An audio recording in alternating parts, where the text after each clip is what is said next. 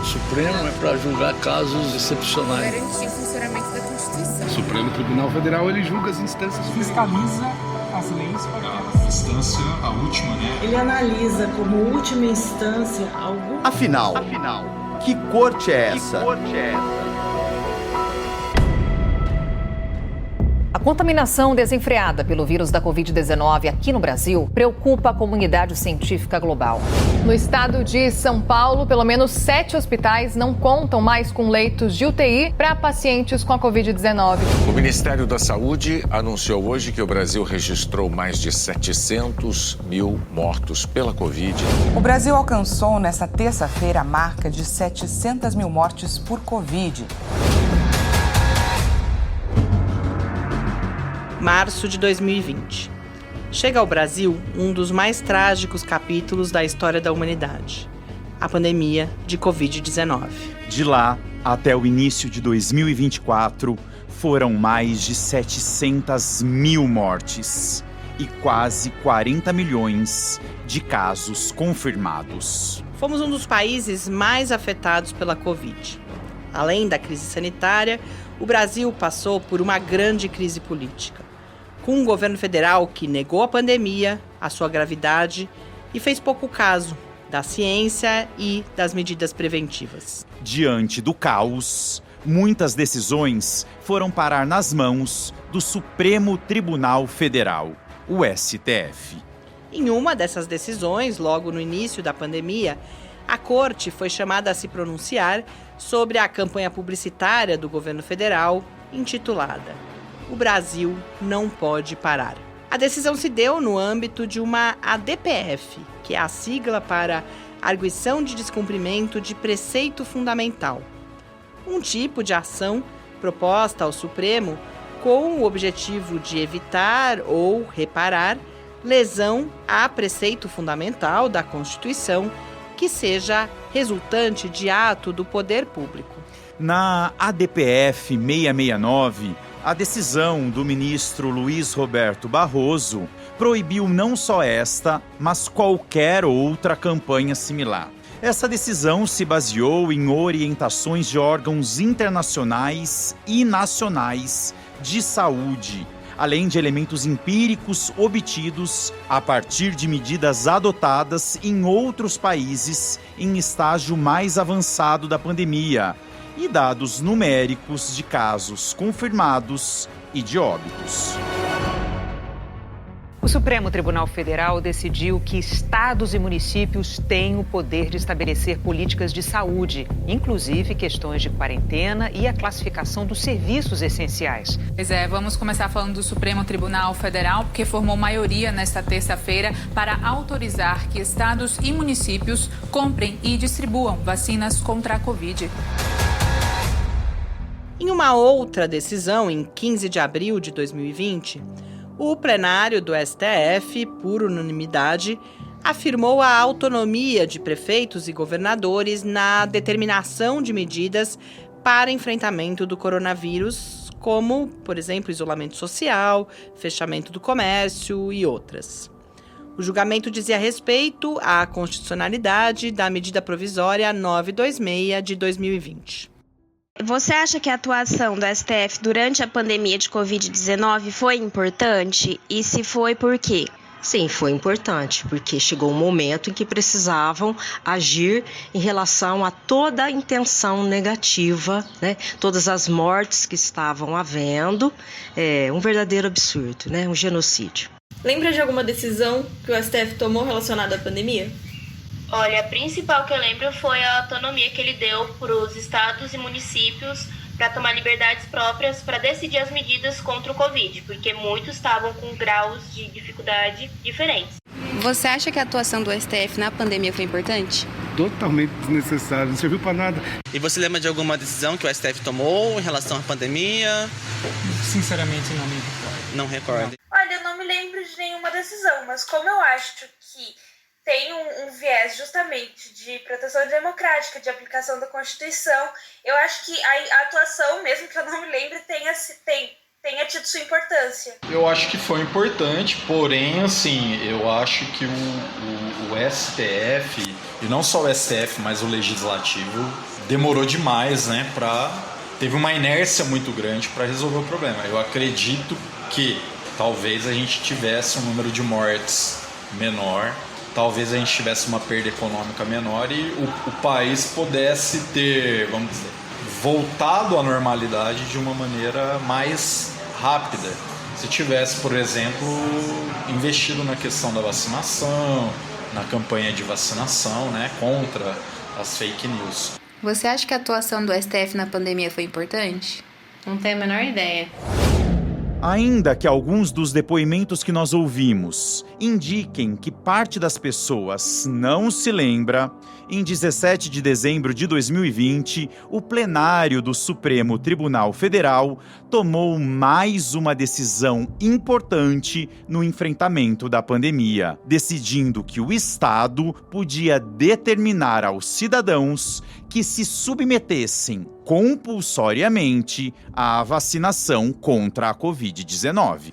De acordo com essa decisão, o Estado não pode fazer a imunização à força, mas ele pode impor àqueles cidadãos que se recusem a se vacinar as medidas restritivas previstas em lei, tais como multa, impedimento de frequentar determinados lugares, de fazer matrícula na escola. Em seu voto, o ministro Luiz Roberto Barroso destacou que, embora a Constituição Federal proteja o direito de cada cidadão de manter suas convicções filosóficas, religiosas, morais e existenciais, os direitos da sociedade devem prevalecer sobre os direitos individuais. Com isso, o Estado pode, em situações excepcionais, proteger as pessoas mesmo contra sua vontade, como, por exemplo, ao obrigar o uso de cinto de segurança. Para Barroso, não são legítimas as escolhas individuais que atentem contra os direitos de terceiros. Ele lembrou que a vacinação em massa é responsável pela erradicação de uma série de doenças, mas, para isso, é necessário imunizar uma parcela significativa da população. O ministro Alexandre de Moraes ressaltou que a compulsoriedade da vacinação, de forma a assegurar a proteção à saúde coletiva, é uma obrigação dupla.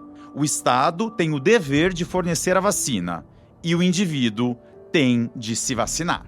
Para o ministro Edson Fachin, nenhuma autoridade ou poder público pode se esquivar de adotar as medidas para permitir a vacinação de toda a população e assegurar o direito constitucional à saúde e a uma vida digna.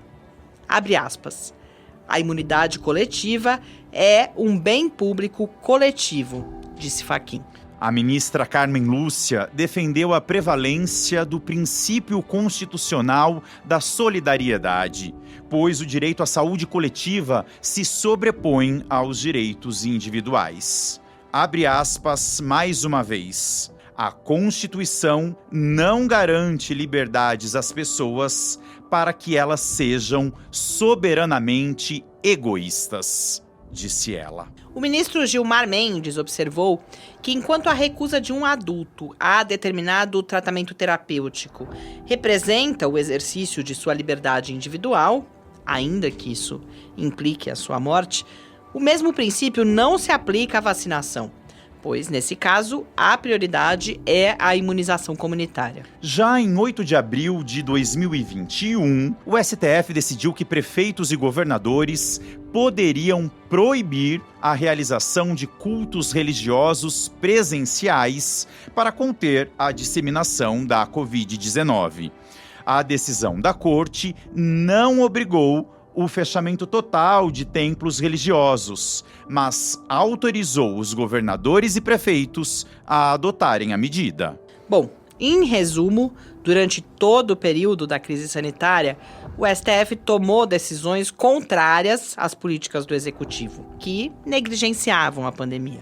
Isso foi levando ao limite a tensão entre o Supremo e Jair Bolsonaro e os seus apoiadores. para tentar entender melhor esse comportamento do STF durante a pandemia e também os impactos das decisões que foram tomadas na imagem pública da Corte, nós conversamos com um conjunto de pesquisadores e pesquisadoras que são unânimes em avaliar as medidas como pertinentes, necessárias, ainda que tenham pontos de vista diferentes em relação a essa atuação. Diego Werneck Arguelles, do INSPER, o Instituto de Ensino e Pesquisa, pontua que o Supremo fez duas coisas durante a pandemia que não são comuns na sua história. Bater de frente com o Poder Executivo com bastante frequência e tender a realocar poder da União para as outras unidades da Federação, ou seja, para os estados e municípios, quando, historicamente, segundo o pesquisador, a tendência seria a centralização. Então, na pandemia, essas duas tendências se revertem, né? É uma jurisprudência de que sistematicamente o Executivo é derrotado e que sistematicamente descentraliza o poder, né? Afirma a participação de outros atores. Eu acho que essas decisões foram muito importantes num contexto em que o Executivo Central tinha uma postura que era, como eu vou descrever, uma postura que era inaceitável em vários níveis, né? Primeiro, de negar a gravidade da pandemia. Segundo, de querer impor essa visão da não gravidade da pandemia à ação de outros entes da federação. E terceiro, há uma incapacidade de diálogo também, né? Pelo menos no início, uma incapacidade de querer conversar sobre essas coisas. Era uma postura muito mais de combate, era uma postura que era militante para dizer que todo mundo tinha que fazer menos do que estava fazendo, que não era tão grave assim. E de negação também da possibilidade de você recorrer a evidências científicas e de saúde pública a tomar essas decisões. Então, era uma postura radical e, acho que para mim e para muitas pessoas, uma postura errada, em vários níveis, mas mais do que errado, eu chamo a atenção para o radicalismo dessa postura. E esse é um cenário em que o Supremo entrou não para decidir o contrário disso, mas para abrir espaço para outros atores da federação tomarem decisões que eram, aí sim, né, bem diferentes dessas decisões do governo central, porque com todas as suas variações, reconheciam de alguma forma a necessidade de tomar variadas medidas com a informação disponível que a gente tinha, né, no melhor conhecimento científico que a gente tinha disponível para adotar algumas medidas, mesmo que depois viessem a se mostrar não adequadas, para fazer alguma coisa num contexto de incerteza. Diego Werneck Arguelles destaca que não se trata do Supremo desprezar o papel de coordenação que o Executivo deveria ter, mas sim de puxar para si este papel diante da postura radical do governo de Jair Bolsonaro. O papel do STF na pandemia foi importante, foi diferente da forma de atuação do que havia sendo até ali. Acho que essa diferença tem muito mais a ver com quão singular e problemática era a postura do presidente Bolsonaro naquele contexto do que algo sobre o Supremo em si. Acho que essa diferença fala muito mais sobre o que estava acontecendo no Executivo do que o que estava acontecendo com o Supremo. E não é à toa que essas foram decisões que receberam apoio de muitas pessoas à direita, de muitas pessoas, né, em várias unidades da federação. O Supremo encontrou aliados, muitas vezes, em prefeitos e governadores da direita, né? Veículos de comunicação que, digamos, talvez não sejam necessariamente facilmente considerados, né, em muitos casos, à esquerda do espectro político, apoiaram essas decisões claramente também. Então, eu acho que esse é um momento muito singular, né, em que o espaço para a divergência política, inclusive sobre o que o Supremo faz, me parece que se reduziu, porque o radicalismo do presidente era muito extremo do lado de lá, né? Conrado Brenner Mendes, professor na Faculdade de Direito da Universidade de São Paulo e colunista do jornal Folha de São Paulo, insere uma visão, digamos, mais contida da atuação do Supremo Tribunal Federal durante o governo de Bolsonaro. Mesmo reconhecendo a sua importância no contexto da pandemia, o Winer diz que a corte não fez nada além da sua obrigação. O STF foi lá e disse, olha, de fato, estados e municípios, dentro de um regime federativo, têm competência, sim, para tomar medidas normativas e executivas na condução da política sanitária. O STF ter dito o que a lei já diz não é nada de inovador, não é nada heróico. E a nossa percepção do que o STF pode e deve fazer, às vezes parece tão deturpada que a gente celebra o ato que o STF não tinha mais do que obrigação de fazer. O STF impôs resistência em alguns lugares, em algumas decisões. Esteve longe de ser um tribunal altivo, coordenado, colegiado, que avançou uma compreensão clara e oportuna de defesa constitucional. Foi muito longe disso. Mas ele tomou, sim, certas decisões importantes no contexto da pandemia. Mas, de novo, eu insisto que há pelo menos 2 riscos nesse discurso de celebração e de elogio gratuito ao STF. Primeiro, perder de vista e desrespeitar a imensa articulação de múltiplos outros atores nesse processo, sem os quais o STF não sobreviveria também. Então, é muito fácil o STF embarcar nesse discurso de autoelogio e muito instrumental para o STF embarcar nesse discurso de autoelogio, porque isso o dá como força e autoridade para fazer outras tantas coisas que o STF tem interesse em fazer. Então, acho que esse é o primeiro risco e injustiça que se faz, superestimar o que o STF fez e subestimar o que outros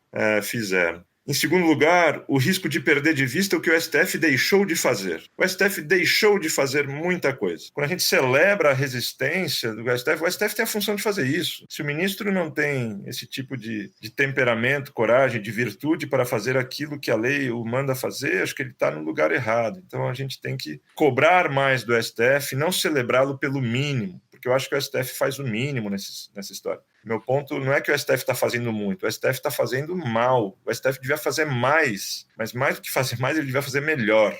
A advogada e doutora em Direitos Humanos, Heloísa Machado de Almeida, professora na FGV Direito, SP, realizou um estudo sobre a atuação do STF na pandemia. Ela, por sua vez, aponta este momento como um marco, a partir do qual o Supremo começa a exercer algum controle sobre os atos do Poder Executivo sob liderança de Jair Bolsonaro, ainda que as ações questionando medidas provisórias, portarias e decretos editados pelo presidente tenham começado a chegar ao STF já nos primeiros dias do mandato. A professora Heloísa pondera que a corte foi especialmente cautelosa na análise de pautas relativas à ação do governo federal durante a pandemia, evitando, por exemplo, julgamentos no plenário virtual,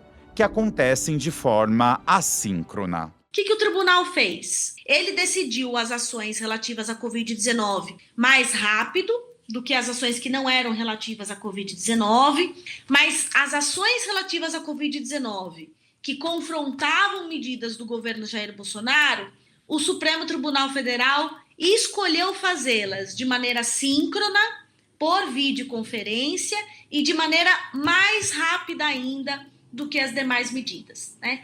Então a gente consegue perceber que o Supremo Tribunal Federal adotou muitas cautelas para julgar esses casos de Jair Bolsonaro, dado o contexto da pandemia de Covid-19. E quais cautelas foram essas?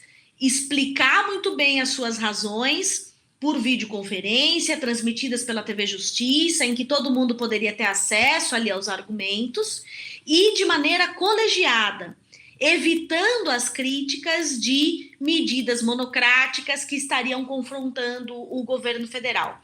Então, o Supremo Tribunal Federal foi bastante cauteloso, na verdade, ao lidar com essas ações de Covid-19, e a gente nem precisa dizer que foi uma atuação fundamental, porque ficou comprovado que, de fato, o governo federal tinha uma estratégia de disseminação da pandemia que ainda bem foi barrada não só pelo Supremo Tribunal Federal, mas por uma atuação muito assertiva também de governos estaduais e municipais.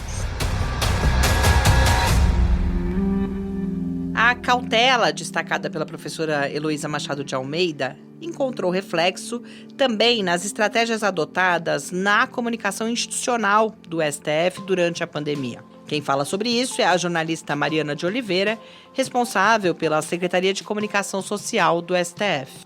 Raramente a gente respondeu alguma questão do presidente Bolsonaro, algum xingamento a gente nunca respondia. A gente respondeu basicamente quando ele dizia que o Supremo impedia ele de fazer as coisas. Então aí a gente fez vários conteúdos falando: o Supremo não está impedindo o presidente da República de fazer nada. O Supremo está apenas dizendo que os prefeitos e os governadores também podem tomar suas medidas. E o presidente querendo fazer uma coordenação nacional está totalmente livre para isso. Porém, o que a gente está nesse momento dizendo é que os prefeitos e os governadores não são proibidos de atuar, que eles podem fazer. Então a gente passou muito tempo durante a pandemia nesse discurso, e a gente batia nessa tecla com várias palavras diferentes, de várias formas diferentes, fazendo vídeo, fazendo card, pondo um ministro para falar alguma coisa. Então foi um momento de bastante atuação da comunicação para rebater esse ponto especificamente, mas não sem tentar evitar, tentar entrar em conflito personalizado. Então, assim, xingava o ministro Barroso de pedófilo, não respondia. Xingava o ministro Alexandre de tal coisa, não respondia. Falava que o Supremo impede aí respondia. Quando era algo institucional. Então, essa foi a nossa decisão naquele momento. Na cobertura do G1 e da Folha de São Paulo sobre a atuação do STF durante a pandemia, esses cuidados do Supremo parecem ter surtido efeito.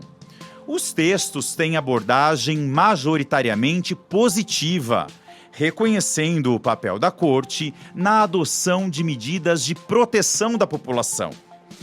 É o que mostram os resultados do projeto de pesquisa intitulado O Supremo na Mídia: Independência, Transparência e Accountability, coordenado pela professora Fabiana Lucy de Oliveira, do Departamento de Sociologia da UFSCar, que investigou a imagem pública do STF no período de 2019 a 2022. No G1, de modo geral, essas matérias enfocam a manutenção de medidas de isolamento, o uso de máscara e a obrigatoriedade da vacinação, como ilustram as manchetes que serão lidas a seguir. Por 10 votos a 1, STF autoriza medidas restritivas para quem não se vacinar contra a Covid-19. STF prorroga autorização para governos manterem medidas de isolamento, quarentena e uso de máscara. STF estende autorização para governadores e prefeitos combaterem a pandemia. Os enquadramentos negativos do G1 aparecem, segundo a análise realizada na pesquisa, em manchetes relacionadas, sobretudo, ao embate entre os poderes. Como, por exemplo, em Executivo e Legislativo não devem deixar vácuo para que STF decida sobre vacina obrigatória, diz Maia. Covid-19. Comissão na Câmara fará apelo ao STF para adiar debate sobre vacina obrigatória. STF reage à declaração inverídica de Bolsonaro sobre decisão tomada sobre a pandemia. Os artigos com enquadramento negativo na Folha também revelam a polêmica que se estabelecia entre os poderes, os formadores de opinião e a sociedade civil, como nós vemos no exemplo a seguir. Barroso volta a virar alvo de bolsonaristas após decisão sobre passaporte da vacina. A partir dessa análise, conclui-se que, com a cobertura da atuação do STF durante a pandemia de Covid-19, a imprensa pode ter contribuído para a construção de uma imagem pública positiva da Corte. No entanto, os especialistas com quem nós conversamos apontam como o fato de as pessoas entenderem que o Supremo estava do lado certo da briga no contexto da pandemia não significa que elas continuam aprovando o STF independentemente da conjuntura, do conteúdo das decisões e também do quão abrangente é a atuação do Supremo. Em outras palavras, concordar com o Supremo sobre um determinado assunto, como nesse caso, concordar com as medidas adotadas para o enfrentamento da pandemia. Isso não significa a continuidade do apoio quando a decisão da Corte contraria convicções e crenças dessas mesmas pessoas. Como resume o professor Diego Werneck Arguelles. A pergunta que eu faria é a seguinte: quando passar esse período e você começar a discordar de decisões do tribunal, você vai esquecer que você achou que o tribunal estava agindo politicamente, ainda que bem, ainda que politicamente de forma certa nesse período? Você vai esquecer que uma briga entre o presidente e o tribunal, se você a percebia como uma briga política, ainda que você tenha ficado do lado do Supremo, você vai esquecer que esse foi um tribunal que se comportou politicamente? Eu acho que aquelas decisões contribuíram para uma aprovação do tribunal naquele período, é verdade. Mas eu acho que os efeitos de longo prazo a gente ainda não sabe. E eu adoraria ter mais informações e mais estudos sobre isso. E por que a gente não sabe? Porque concordar com um tribunal que está dando decisões que você acha importante numa conjuntura política extrema é compatível com você achar que esse tribunal está agindo politicamente. É compatível com você achar que ele está politicamente fazendo a coisa certa. E um dia, portanto, quando você achar que ele está fazendo a coisa errada, você não vai mais apoiar, você vai criticar, você não vai mais confiar. Eu acho que seria muito importante a gente entender nos próximos anos o quanto que aquilo foi uma concordância com o que o tribunal estava fazendo e o quanto que aquilo foi uma percepção mais estável de que essa é uma instituição que cumpre uma função muito importante no Brasil e eu vou apoiá-la mesmo quando ela no futuro fizer coisas com as quais eu discordo.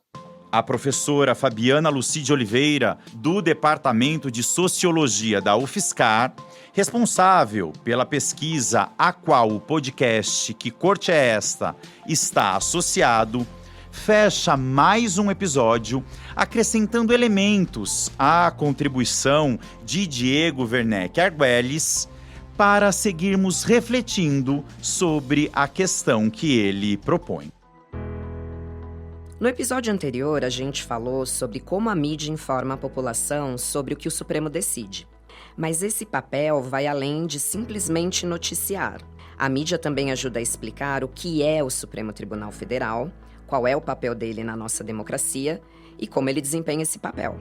Como principal ponte entre o STF e a sociedade, a mídia tem um papel essencial na construção da confiança e do apoio público ao tribunal. Esse apoio, aliás, é um tema central nos estudos sobre as Supremas Cortes.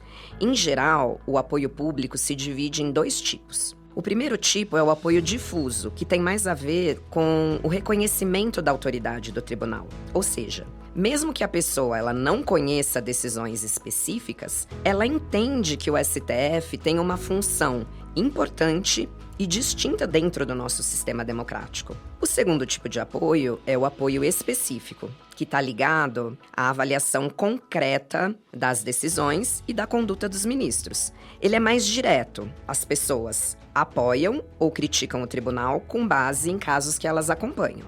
Quanto mais as pessoas entendem o papel do STF, maior tende a ser o apoio difuso, que é importante justamente porque sustenta a legitimidade da Corte, mesmo quando ela toma decisões impopulares. Em outras palavras, eu posso discordar de uma decisão, mas ainda assim reconhecer que o Supremo tem autoridade para tomá-la. É por isso que a função educativa da mídia e da comunicação institucional do STF é tão importante. Se a cobertura se limitar a mostrar só as decisões, sem explicar o contexto, o funcionamento e a missão do tribunal, o risco é que o apoio se desgaste. Porque, no fim das contas, toda decisão desagrada alguém. E se o público só conhece aquilo com que discorda, a imagem da instituição sofre. Em 2021, as professoras Luciana Ramos, Luciana Gross Cunha e eu fizemos uma pesquisa para entender melhor essa relação entre conhecimento e confiança.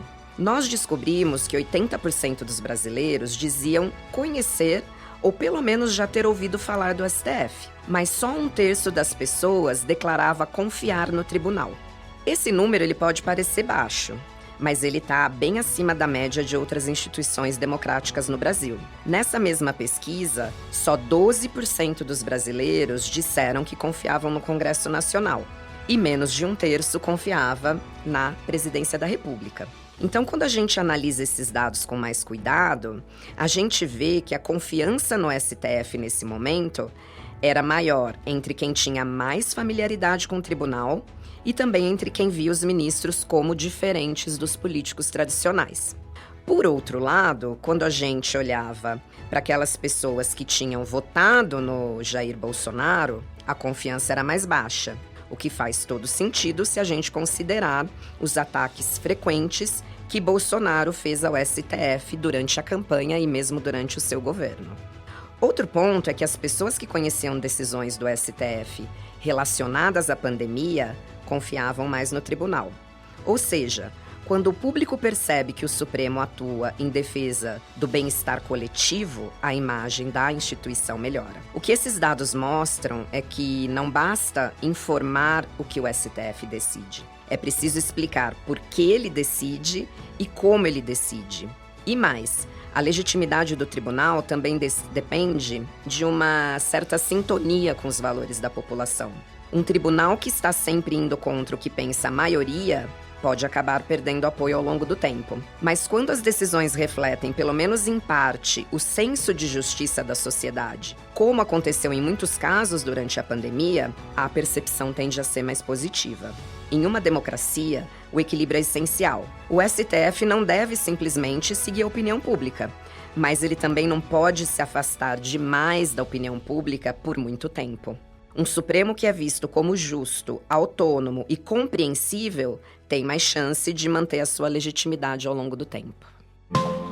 A professora Fabiana Lucy de Oliveira coordena o Núcleo de Estudos em Direito, Justiça e Sociedade, o NEDJUS.